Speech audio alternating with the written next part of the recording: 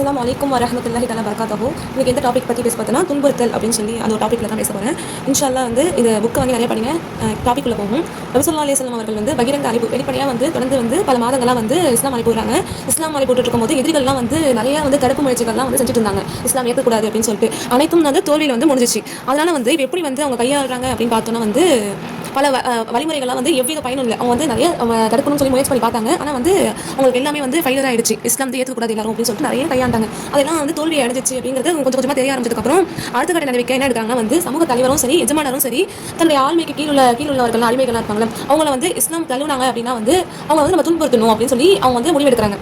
அது மட்டும் இல்லாமல் வந்து எப்படிலாம் வந்து செய்கிறாங்கிறது ஒரு சில சகாபாக்களை பற்றி நான் சொல்கிறேன். தலைவர்களும் அவர்கள் எடிப்பிடிகளும் சேர்ந்து கொண்டு அவங்க தலைவரும் சரி அவங்களோட எடிப்பிடிகளும் சரி சேர்ந்து கொண்டு முஸ்லீம்களை வந்து வாட்டி வந்து அப்படி ஒரு கஷ்டப்படுத்துறாங்க. அவங்க கஷ்டப்படுறத பற்றி சொன்னால் அது செல்வந்தராக இருந்தாங்க அப்படின்னா அவங்களை போய் மிரட்டுறாங்க. அதே வந்து செல்வம் இல்லாதவங்களாக இருந்தால் அவங்களை கஷ்டப்படுத்துறாங்க. எப்படின்னா வந்து அடிக்கிறது அது மாதிரி பண்ணுறாங்க. ஃபஸ்ட்டு செல்வமும் செல்வாக்கும் உள்ள ஒரு முஸ்லீம்கள் வந்து ஒரு இஸ்லாமை தழுவுறாங்க. செல்வந்தர் வந்து இஸ்லாம் தழுவுறாங்க அப்படின்னா அபூஜஹலே போய் நேரில் போய் சென்று உன் செல்வத்தையும் செல்வாக்கையும் ஒன்றும் இல்லாமல் ஆக்கிடுவேன்னு சொல்லி மிரட்டுறான். அவன் கொஞ்சம் வந்து பணம் இல்லாதவங்களா இருந்தால் அடித்து துன்புறுத்துறான். உஸ்மான் அலி அவர்களின் தந்தையின் சகோதரர் அப்பாவி முஸ்லீம்களே பேச்சு பாயில சுருட்டி முஸ்லீம் அப்பாவிகளை வந்து பேச்சுக்கருத்த பாயில சுருட்டி வைத்து அதுக்கு கீழே வந்து புகை மூட்டி மூச்சு தேர வைக்கிறாங்க. அது மட்டும் இல்லாமல் தனது மகன் முஸ்லீமாகி விட்டதை அறிந்து முஸ்அப் இப்னு உமைர் அலி அவர்களின் தாயார் இருக்காங்களே அவங்க வந்து அவங்களுக்கு உணவு தண்ணீர் கொடுக்காம வீட்டிலிருந்து விரட்டி விடுறாங்க. மிகவும் அவங்க ஆடம்பரமாக வாழ்ந்தாங்க. யாருன்னா வந்து முஸ்அப் இப்னு உமைர் அலி வந்து ஆடம்பரமாக வாழ்ந்தாங்க. ஆனால் வந்து வீட்டு விட்டு வந்ததுக்கப்புறம் அவங்க வந்து இஸ்லாம் ஏற்றுக்கிட்டாங்க அப்படிங்கிறதுக்கப்புறம் அவர் வந்து பெரும் வந்து துன்பத்தை வந்து அனுபவிச்சாங்க. எப்படின்னா வந்து பசி பட்டினி என்ற வந்து வறண்ட வாழ்க்கையில் வந்து அவங்களோட வந்து மேலினா தோல் வந்து சுருங்கவே ஆரம்பிச்சிச்சு. அது மாதிரி வந்து அவங்க மேலே இஸ்லாம் ஏற்றுக்கிட்டாங்கிறத சகிச்சுக்கிட்டாங்க. அல்லாஹ்வுக்காக சகிச்சுக்கிட்டாங்க இவங்களாம் இஸ்லாம் தான் முக்கியம்னு சொல்லிட்டு.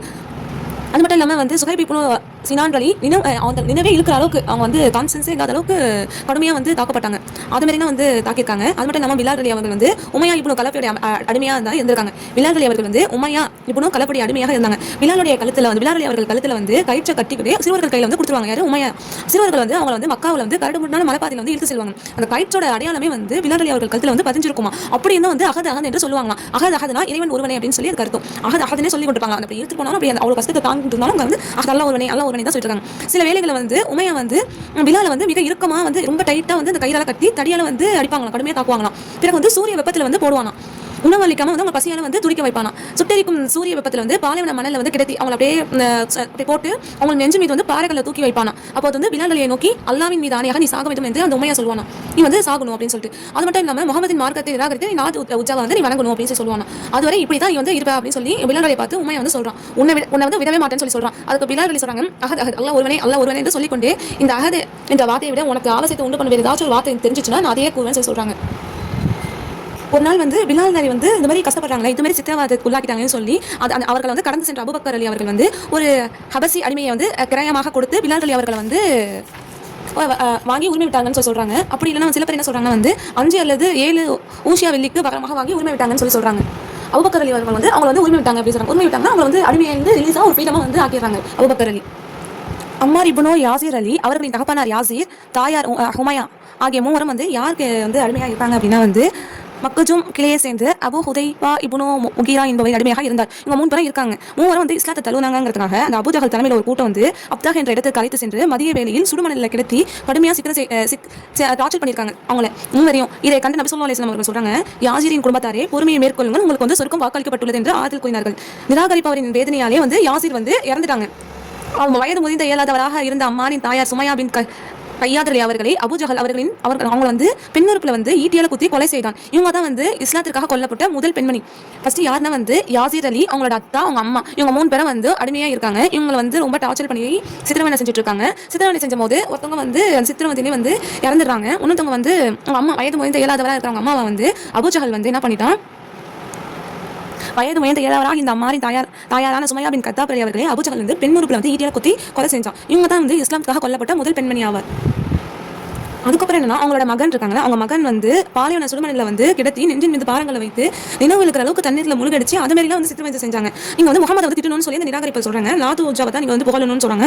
அப்போதான் வந்து இந்த தண்டனையிலிருந்து உங்களை விடுப்பு வைப்போம்னு சொல்லி நிராகரிப்பு சொல்றாங்க. ஃபர்ஸ்ட் என்னன்னா வந்து அத்தா வந்து அவங்களோட வேதனை வந்து இறந்துறாங்க. அம்மா வந்து பெண்ணோருப்புல வந்து குத்தி கொலை செஞ்சிடறாங்க. அவங்க மகனை வந்து இந்த மாதிரி வந்து பாரங்களை வந்து நெஞ்சு மேல பாரங்களை வச்சு சுடுமணலில் கிடத்தி நெஞ்சு மேல வந்து பாரங்களை வச்சு தண்ணீரில் முழுகி இருக்காங்க. இவங்க முகமது திட்டணும், லாத்து உஜாவை புகழணும்னு சொல்றாங்க. அப்பதான் இந்த தண்டனை உங்களுக்கு விடுவிப்போம்னு சொல்றாங்க. இந்த வேதனை தாங்க முடியாம வந்து அந்த அம்மார் அலி வந்து அவர்கள் வந்து என்ன பண்றாங்க, பண்றாங்கன்னா வந்து நிராகரிப்பு கட்டளைக்கு இணங்கி விட்டார். அதற்கும் நபி ஸல்லல்லாஹு அலைஹி வஸல்லம் வந்து அழுது மன்னிப்பு கோரினார். அப்போது அல்லாஹ் வந்து பின்வரும் வசனத்தை வந்து இறங்கியுள்ளான். ஆகவே எவரேனும் நம்பிக்கை கொண்டதன் பின்னர் அல்லாஹ்வை நிராகரித்தால் அவனை பற்றி கவனிக்கப்படும். அவனுடைய உள்ளம் நம்பிக்கை கொண்டு முற்றிலும் திருப்தியடைந்தே இருக்க எவனுடைய நிர்மத்தின் மீதும் அவன் இவ்வாறு நிராகரித்தால் அவன் மீது யாதொரு குற்றமும் இல்லை. எனினும் அவனுடைய உள்ளத்தில் நிராகரிப்பே நிறைந்திருந்தது. இவ்வாறு செய்தால் அவன் மீது அல்லாஹ்வுடைய கோபம் தான் ஏற்படும். அவனுக்கு கடுமையான வேதனையும் உண்டு. நான் திரும்பியும் படிக்கிறேன் இந்த லைன்ஸை. ஆகவே எவரேனும் நம்பிக்கை கொண்டதன் பின்னர் அல்லாஹ்வை நிராகரித்தால் அவனை பற்றி கவனிக்கப்படும். அவனுடைய உள்ளம் நம்பிக்கையை கொண்டு முற்றிலும் திருப்தி அடைந்தே இருக்க எவனுடைய நிர்பந்தத்தின் மீதும் அவன் இவ்வாறு நிராகரித்தால் அவர் மீது யாரும் ஒரு குற்றமும் இல்லை. அவங்க இஸ்லாம் வந்து அவங்க மனசுக்குள்ள இருக்குது. ஆனால் அவங்க வந்து விடணும் ரொம்ப டார்ச்சர் பண்றாங்க அப்படின்னா அவங்க வந்து இதனால வந்து செய்யற நிலைமைக்கு ஆயிடுச்சு. ஆனால் இஸ்லாம் உள்ள இருக்கு அப்படின்னா அவங்க மேல எந்த ஒரு குற்றமும் கிடையாது. எனினும் அவனுடைய உள்ளத்தில் நிராகரிப்பு தான் நிறைஞ்சிருக்கு அப்படின்னு இருந்துச்சுன்னா அவன் இவ்வாறு செய்தால் அவன் மீது அல்லாஹ்வுடைய கோபம் ஏற்படும். அவனுக்கு கடுமையான வேதனை உண்டு. திரும்பி படிக்கிறேன். ஆகவே எவரேனும் நம்பிக்கை கொண்டதன் பின்னர் அல்லாஹ்வை நிராகரித்தால் அவனை பற்றி கவனிக்கப்படும். அவனுடைய உள்ளம் நம்பிக்கையை கொண்டு முற்றிலும் திருப்தி அடைந்த இருக்க எவனுடைய நிர்பந்தத்தின் மீதும் அவன் இவ்வாறு நிராகரித்தால் அவன் மீது யாதொரு குற்றமும் இல்லை. எனினும் அவனுடைய உள்ளத்தில் நிராகரிப்பே நிறைந்திருந்தது. இவ்வாறு செய்தால் அவன் மீது அல்லாஹ்வுடைய கோபம் தான் ஏற்படும். அவனுக்கு கடுமையான வேதனை உண்டு. அல் குர்ஆன் 16:106.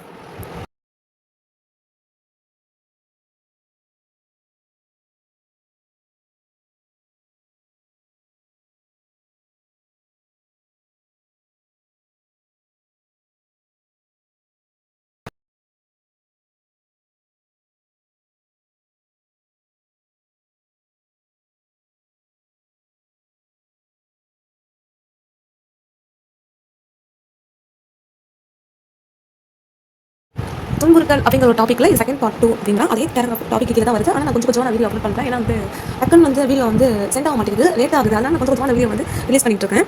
அடுத்து வந்து என்ன எப்படி இஸ்லாம் ஏற்றுக்கிட்டவங்க வந்து நிராகரிப்பு வந்து துன்புறுத்தி இஸ்லாமை வந்து நீங்கள் விடணும் அப்படின்னு சொல்றாங்கன்னா ஹைஹா ரலி அவர்கள் அப்துல் காலிலேயே சார்ந்த ஒருவருடைய அடிமையாக இருந்தாங்க. இவரது இரு கால்களையும் வந்து சங்கிலியால் பிணைந்து ஆடைகளை கழற்றிவிட்டு சுடும் மணலில் வந்து குப்பரை கிடைத்து அசையாமல் இருக்க பெரும் பாறையை வந்து முதுகின் மீது வந்து வைத்து சுயநிலை இழக்கிற அளவுக்கு அதே நிலையில் வந்து விட்டு விடுவாங்க. இவ்வாறு குடும்பங்கள் வந்து தொடர்ந்துகிட்டே இருந்துச்சான். ஒரு முறை வந்து அவரோட கால்களை வந்து கயிற்றால வந்து பிணைந்து சுடுமணலில் வந்து கிடத்தி கழுத்தை வந்து நிறுத்தாங்களாம். அவர் சுய நினைவை வந்து இறந்துட்டாங்கன்னு சொல்லிட்டு இன்னும் விட்டு விட்டாங்க. அவர் வழியாக வந்து அபூபக்கர் அலி அவர்கள் வந்து இவங்க வந்து விலைக்கு வாங்கி உரிமைட்டாங்க. அதே அபூபக்கர் அலி தான் வந்து பிலால் அலி அவர்களை வந்து விலைக்கு வாங்கி உரிமைட்டாங்க.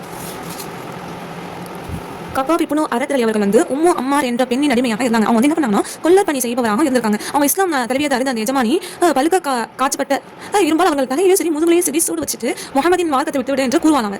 ஆனால் வந்து இவ்வாறான வேதனையால் அவர்கள் ஈமான் வந்து அதிகரிச்சுட்டு இருந்துச்சு, மன உறுதியுமே அதிகரிச்சு. உம்மு அம்மார் அவங்க மட்டும் இல்லாம ஏனைய நிராகரிப்புகளும் வந்து அவங்களுடைய கபாப் இப்னு அரத் அலியோட தலைமுடியை வந்து பிடிச்சிருப்பாங்க, கழுத்து இருப்பாங்க. நெருப்பு கங்கங்களின் மீது வந்து அவர் படுக்க வைப்பாங்க. அந்த நெருப்பு அவரது உடலை பொசுக்க அப்போது இடுப்புல இருந்து கொழுப்பு உருகி ஓடி நெருப்பு அணைச்சு விடுமா. அல்லாஹ் தான் பாதுகாக்கணும். இப்படிலாம் வந்து கஷ்டப்படுத்திருக்காங்க. அப்படின்னா ஈமான் இந்த அளவுக்கு இருக்காங்க, மறுமை நாள் வாழ்க்கைக்காக இருக்காங்க.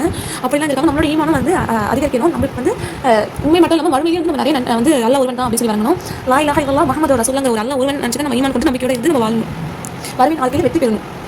ரோம் நாட்டை சேர்ந்த அடிமையான ஜின்னிரா ரலி என்ற பெண்மணி இஸ்லாமை ஏற்றதாக பலவிதமான கொடுமைக்கு ஆளானாலாம். அவங்க ரோம் நாட்டை சேர்ந்த அடிமையான ஜின்னிரா என்ற பெண்மணி வந்து இஸ்லாமை ஏற்றதாக பலவிதமான கொடுமைக்கு ஆளானாலாம். அப்போது கண்ணில் ஏற்பட்ட காயத்தின் காரணமாக பார்வையை வந்து இழந்தாலாம். இவரது கண்ணை லாட் உச்சா பறித்துவிட்டன என்று நிராகரிப்பவர்கள் கூறினாங்களாம். கண்ணில் ஏற்பட்ட காரணத்தால் அவங்க கண் பார்வை வந்து இவங்க என்ன சொல்லியிருக்காங்க, லாட் உச்சா தான் இவங்க கண் பார்வை வந்து பறிச்சிட்டாங்கன்னு சொல்லிட்டு நிராகரிப்பு வந்து கூறியிருக்காங்க. அதுக்கு ஜின்ஜினா சொல்றாங்க, நிச்சயமாக இல்ல, அல்லாஹ்வின் மீது ஆணையாக இது அல்லாஹ்வின் புறத்திலிருந்து ஏற்பட்டது. அவன் நாடினால் எனக்கு அதை கியூர் பண்ணுவான், அதை குணப்படுத்துவான், நிவாரணம் அளிப்பான் என்று கூறினார். மறுநாள் அவரின் பார்வை அல்லாஹ் வந்து அவங்களுடைய பார்வை வந்து அல்லாஹ் சரி செய்தான். சுப்ஹானல்லாஹ், அவங்க பார்வை வந்து சரி. அதை கண்ட குறிச்சியர்கள் இது முஹம்மது ரசூலுல்லாஹ் தான் வந்து ஒன்று அப்படின்னு சொல்லியிருக்காங்க. உம்மு உபைஸ் என்ற பெண்மணி அஸ்வத் இப்னு யக்கூஸ் என்பவனின் அடிமையாக இருந்தார். அந்த பெண்மணி வந்து இவங்களோட அடிமையாக இருந்தான். இவன் நபி ஸல்லல்லாஹு அலைஹி வஸல்லம் அவர்களுக்கு கடும் விரோதியாகவும் நபி ஸல்லல்லாஹு அலைஹி வஸல்லம் அவர்களை பரிகாசிப்பவனாகவும் இருந்தான். அவன் உம்மு உபைஸை கொடூரமாக வேதனை செஞ்சாங்களாம்.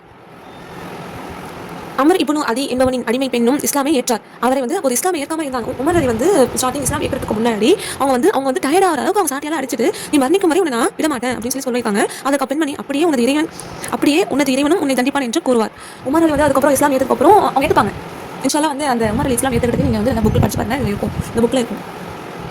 இஸ்லாமை ஏற்பதற்காக கொடுமை செய்யப்பட்ட அடிமை பெண்ணில் அஹதியா ரலி என்பவரும் அவரது மகள்களும் அடங்குவர். இருவரும் அப்தாரின் கிளையை சேர்ந்த ஒரு பெண்ணிடம் அடிமையாக இருந்தனர். இஸ்லாமை ஏற்றதுக்காக கொடுமை செய்யப்பட்ட ஆண் அடிமைகளின் ஆமீர் இப்னு புஹை ஹிரார் அலி என்பவரும் ஒருவர். நினைவிலிருந்து சித்த பிரமை பிடிக்கும் அளவுக்கு அவங்க வந்து கொடுமைப்படுத்தினாங்க. மூவரையும் வந்து அபூபக்கர் அலி வந்து விலைக்கு வாங்கி உரிமை விட்டார். இதை கண்ட அவர்களின் தந்தையான அபு குஹபா, நீ பலவீனமான அடிமைகளை விலைக்கு வாங்கி உரிமை விடுகிறார், திறக்கத்திரமான ஆண் அடிமைகளை வாங்கி உரிமை அளித்தால் அவர்கள் உனக்கு பக்கபலமாக இருப்பார்கள் என்றார். அதை கேட்டு அபூபக்கர் அலி அவர்கள் நான் அல்லாஹ்வின் திருப்தியை நாடியே செய்கிறேன் என்றார். இவங்க வந்து நிறைய பேர் வந்து அபூபக்கர் அலி வந்து உரிமை விட்டுருக்காங்க.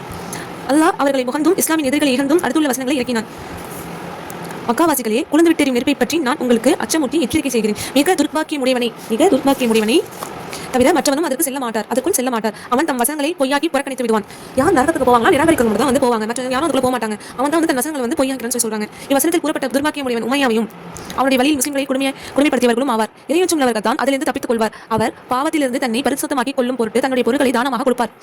அவர் பதில் செய்யக்கூடியவாறு எவருடைய நன்றியும் அவர் மீதும் இல்லாதிருந்தும் மிக்க மேலான தன் இறைவனின் முகத்தை விரும்பியே தானம் கொடுப்பார். இறைவன் அவருக்கு அளிக்கும் கொடையை பற்றி பின்னர் அவர் திருப்தி அடைவார். அதுக்கு இதுல அபூபக்கர் அலியை பத்தி சொல்லியிருப்பாங்களா. அபூபக்கர் அலி அவர்களுக்கும் அவங்களுக்கும் வந்து துன்புறுத்தப்பட்டார்கள். நௌஃபல் இப்னு குவைலித் என்பவன் அபூபக்கர் அலியும் தல்ஹா இப்னு உபைதுல்லா அலி இதுவரையும் சரி தொழுகக்கூடாதுங்கிறதுக்காக ஒரே கயிற்றிலும் இதுவரையும் வந்து சேர்த்து கட்டிடுவான். ஆனால் வந்து அவங்க கட்டை இழுத்து அவங்களை கட்டை ரிமூவ் பண்ணிட்டு அவங்க இதுவரை தொழுவதை கண்ட நௌஃபல் வந்து அஞ்சு நடுங்கினான். இருவரும் ஒரே கயிற்றில் பிணைக்கப்பட்டதால் அவங்க வந்து இணைந்த இருவர் என்று கூறப்படுகிறது. சிலர் வந்து இருவரும் கட்டியது நௌஃபல் அல்ல, தல்ஹாவின் சகோதரர் உஸ்மான் இப்னு உபைதுல்லா தான் என்று கூறுகின்றனர். ஆனால் யாரும் சரியா தெரியல. மேற்கூறிய சம்பவங்கள் வந்து மக்கா முஸ்லிம்கள் பட்ட எவ்வளோ கஷ்டங்கள் வந்து எடுத்துக்காட்டுகளாகும். இஸ்லாமிய தேவையாளர்கள் துன்புறுத்தாம அவங்க இஸ்லாம் யாரும் ஏற்றுட்டாங்க, அவங்க எவரையும் வந்து துன்புறுத்தாம விட்டது கிடையாது. முஸ்லிம்களை வந்து பாதுகாக்கிறதுக்கும் சரி, அவங்களுக்காக பழிவாங்கிறதுக்கும் சரி, எவ்வளோ அப்பெல்லாம் வந்து அவர்கள் வந்து கடுமையாக தண்டிப்பதும் நிராகரிப்பதும் ஈஸியாக இருந்துச்சு. ஏன்னா வந்து எவருமே இல்லை, ஏன்னா அப்போ இஸ்லாம் வந்து பரவிட்டு இருந்துச்சு. அடிமைகளாக இருந்தவர்களே அவர்கள் எஜமானர்களும் அவர்கள் சுற்றிருந்தவர்களும் கொடுமைப்படுத்தினர். இஸ்லாமிய வந்து தலைவர்கள் வந்து செல்வந்தராக இருந்தாங்கன்னு சொன்னேன், அவங்களோட கூட்டத்தாரே வந்து அவங்க பாதுகாத்தாங்க. சில வேலைகள் வந்து அந்த குரோதத்தின் காரணமாக அவங்க கூட்டத்தாரே வந்து அவங்களை வந்து கொடுமைப்படுத்தினாங்க. அப்போ இஸ்லாம் வாழ்ந்துட்டு இருந்துச்சு. ஃபார்ம் ஆகிறதுக்கு அவர் ஃபார்ம் ஆனே அது போன்னு சொல்லி இஸ்லாம் வந்து பிற்காலத்தில் வந்து வெற்றி அடைஞ்சு அல்லாஹ்வினால வந்து இஸ்லாம் பரவிட்டே இருக்குது. அந்த ஸ்டார்டிங்ல வந்து இஸ்லாம் எடுத்துக்கிட்டாங்க, இவ்வளோ தான் கொடுமைப்படுத்திட்டு இருக்காங்க. ஆனால் இஸ்லாம் வந்து அவங்க வந்து கைவிடவே இல்லை, அவங்க ஈமான் அல்லாஹ் வந்து ஸ்ட்ராங்காக இருந்திருக்காங்க.